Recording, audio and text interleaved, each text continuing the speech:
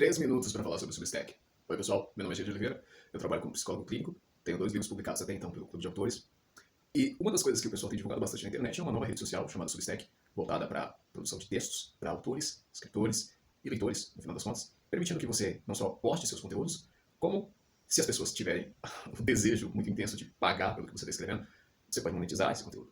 Qual que é o grande pulo do gato? É que isso funciona bastante se você tem um certo conhecimento de marketing, se você já é um autor grande ou se você tem um canal no YouTube. De outra forma, talvez não seja o melhor lugar para você. Minhas 2 publicações foram independentes, então eu pensei, por que não divulgar um pouco mais do meu trabalho, dos artigos que eu escrevo, inclusive artigos científicos, dos livros, e, de repente, um pouco de conhecimento de psicologia e filosofia.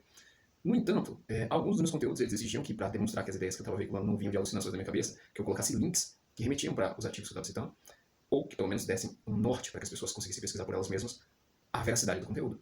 Então, depois de mais ou menos uns 30 dias de uso, que equivale a mais ou menos umas 10 horas do meu tempo livre, umas 9 postagens, se não me falha a memória, de repente a plataforma me bloqueia, todo o meu conteúdo é deletado, todos os links que eu havia associado às minhas redes sociais, como LinkedIn, como canal do Telegram, canal do WhatsApp, para veiculação de trabalho, todos esses links aparecem desativados, mortos, como a gente chama, e eu não tinha mais acesso a nada do que eu havia escrito no próprio aplicativo do Substack. O que eu fiz? Eu tentei fazer o pelo computador, meus artigos ainda estavam lá, mas não estavam visíveis para mais ninguém, além de mim mesmo. O que é uma coisa muito estranha, já que a plataforma não identificou em nenhum momento o motivo dos artigos terem sido bloqueados, todos, e não apenas um, e nem onde estava o problema. Para quem é acostumado com o YouTube, a gente sabe que quando você posta alguma coisa que alguém entra em disputa por algum trecho exigindo direitos autorais, o YouTube permite que você ou entre na disputa dizendo não, esse conteúdo é meu, ou então eu usei como fair use, ou ainda que você delete o conteúdo e mantenha o resto das coisas que você colocou no seu canal. O Substack ele não tem essa transparência e o processo parece ser todo automatizado, o que dá um pouco mais de dor de cabeça, porque quando o processo é automatizado significa que tem pouca gente para atender do outro lado. De fato, eu não consegui contato humano com ninguém, já faz, sei lá, umas 3 ou 4 semanas que a minha conta foi deletada, e nem por e-mail entraram em contato. De fato, o que aconteceu? Quando eu percebi que não tinha como ninguém me ajudar, eu deletei a minha conta do Substack. Azar. Então, como o meu trabalho de TCC foi sobre os efeitos que a tecnologia tem sobre o desenvolvimento, o último capítulo, que foi colocado a posteriori, né, depois de alguns anos, já que faz um tempo que eu publiquei meu TCC, ele veio trazendo algumas informações sobre o libertarianismo digital que talvez te interessem, então eu vou colocar aqui na descrição, porque tem plataformas que funcionam como o Substack. O Substack se gaba muito de não utilizar algoritmos para te recomendar conteúdo, mas você seguir o que você quer organicamente, e existe um aplicativo chamado Medium, que faz basicamente a mesma coisa. Embora não seja tão popular entre as pessoas de língua portuguesa, ele está lá. E, inclusive, o layout dele é bem parecido com o layout do Substack, com a vantagem de que ele não vai deletar todas as coisas que você colocar por conta de um ou outro link que está obscuro nas regras, se você pode ou não vincular.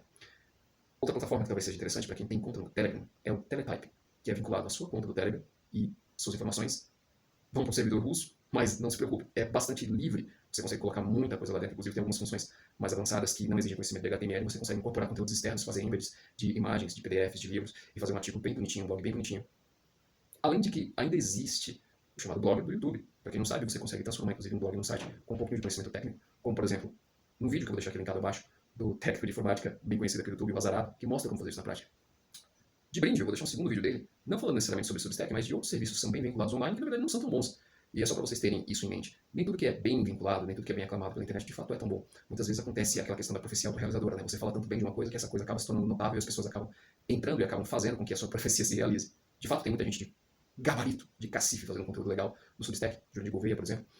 Mas, para mim, não deu. Não sei como é que vai ser para vocês. Não serviu para divulgação do meu trabalho, não serviu para linkar o conteúdo das minhas outras redes sociais. Então, fechei a conta, passei a régua. Caso vocês se interessem por um pouquinho de conteúdo sobre libertarianismo digital e psicologia e queira considerar a aquisição de um dos meus livros, vou deixar os links aqui abaixo, além dos links das outras plataformas que eu não chamaria de rivais do Substack, mas que prestam para fazer a mesma coisa. Se os blogs estão em moda novamente, então talvez a gente precise procurar algumas alternativas um pouco mais livres. É isso.